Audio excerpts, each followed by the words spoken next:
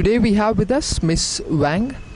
She's the team leader of Partnership for Market Readiness with the Climate Finance Unit of the World Bank. Thank you, ma'am, for giving us time. I'll start off with a simple question. According to you, what steps can be taken to halt the carbon price fall? Well, first, thank you very much for having this opportunity to share some views, of course, personal views. About your question on what can be done to halt the price, and we have heard quite a lot. The carbon pricing is collapsing. It's currently less than €3, and there have been a lot of ideas. But fundamentally, I would think that it's lack of the level of ambition. And unless we increase the level of mitigation ambition, and it's very difficult to change the overall dynamics. And the level of ambition would generate demand. Of course, we also need to have regulatory frameworks. The countries, in particular those internal trading scheme, would welcome CERs. That would change the pricing dynamics. But in the current situation, I would say that the Europe crisis and economic downturn and increasing demand, raising level and ambition probably I don't think it would be happen anytime soon. And there have been a lot of discussions that, well, we understand, of course, in the face of this uncertainty, what can be done.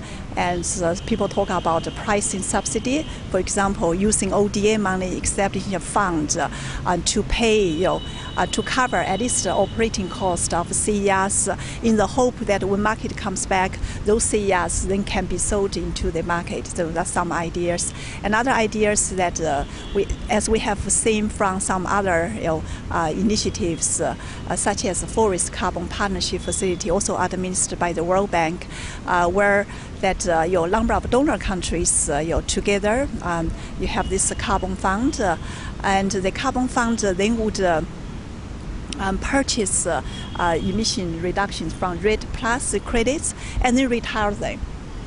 So that's there are different ideas to at least in the face of certainty. I don't think would reverse overall pricing, but maintain this carbon infrastructure. Yeah. As you mentioned that there are several ideas and recommendations, what are the realistic chances, or what is the realistic time frame in which we can see these recommendations being implemented? It's difficult to say. Just say that some initiatives, the ongoing the discussions, how long this would take place, we don't know. But at least there's a general reflection among donor countries that something must be done to maintain that. But realistically, how far that can be done, it's very difficult to predict. But we are hoping at least by 2015, and something, maybe not a grand, big, intervention, but something that can be done at least to keep the prospect and hope. Thank you, ma'am. If you may elaborate on the work your team has been doing in various countries, in which countries you have been working on cap and trade mechanisms, developing and helping those countries in creating cap and trade mechanisms? And the obvious example, of course, is China. So I'll come back on China. China, we also work with some other countries. For example, Chile. Chile is exploring, I would say, doing feasibility studies on emissions trading scheme. They are not there yet, but they are working. And we also have Brazil. They leave the options open. And ETS, emissions trading, is one of their potential options they are looking at. But let me come back to China. China, because by far, among all these countries, is most advanced one. They have made a decision that they want to use the cap and trade system as part of their, the means and mechanism to achieve their mitigation objectives. So they start with piloting. They have launched these 7 pilots, and we are hoping that it will be running 2013 or 2014. Those piloting would generate valuable experience. At the same time, under the PM Partnership for Market Readiness, China is designing a national ETS, and they have in fact laid out quite ambitious plans, on all the different essential elements. On each element, there's a roadmap, and what activity needs to be done, what will be the output, and they are hoping that by 2015 they could complete this process. And ma'am, your team is also working on a similar scheme in India? Is Indian government also exploring the cap and trade scheme? I think the answer is no. We are working more, build on what India is doing at this PET system, and we do think that India is really a frontier, and the PET system, even of course PET energy efficiency trading is very different from emissions trading. But if you look at the process, you look at how they manage the data, how they manage the MRV, they carry a lot of similarities. And the India government experience, the industry experience, really provide valuable insight to many other countries.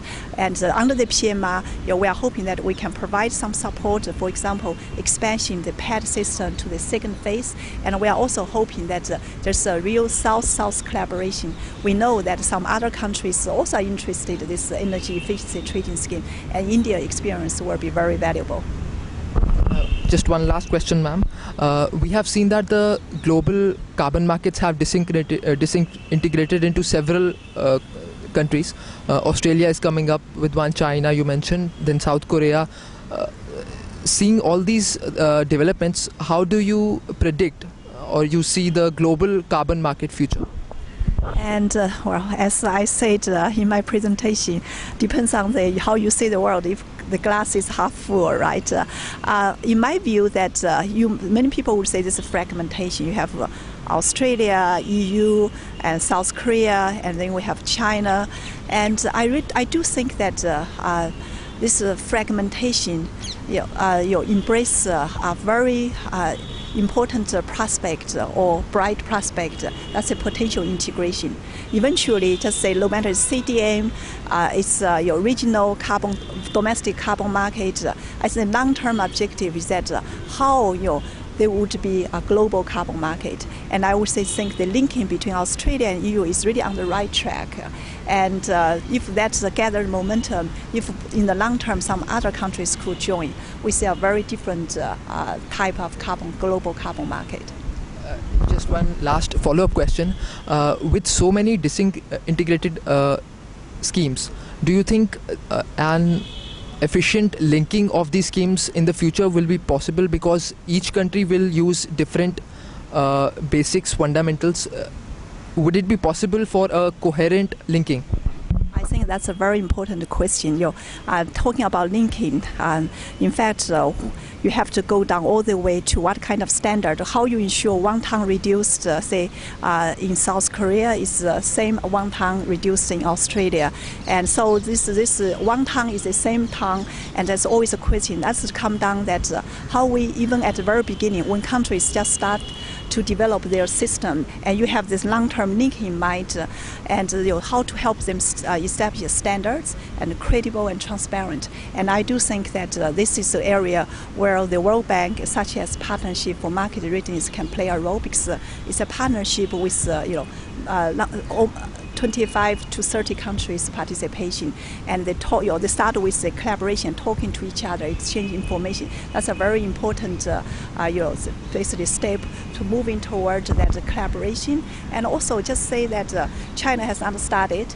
There's some piloting, but they are looking at how to define the MRV standards. When they define the MRV standards, certainly they would take into account the practice in EU, which they are doing, and also practice Australia. I would say that's a way lay out potentially good foundation for the future. Thank you very much, ma'am, for your time. Thank you.